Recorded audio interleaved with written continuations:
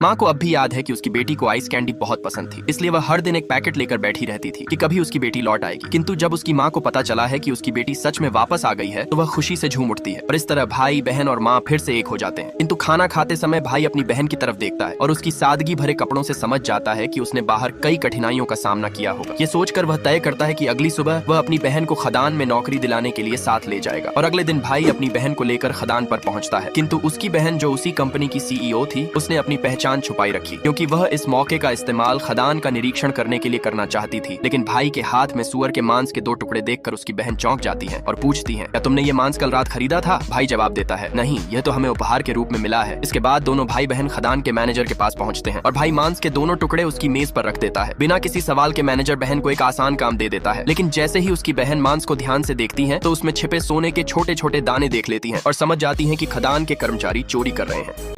माँ को अब भी याद है कि उसकी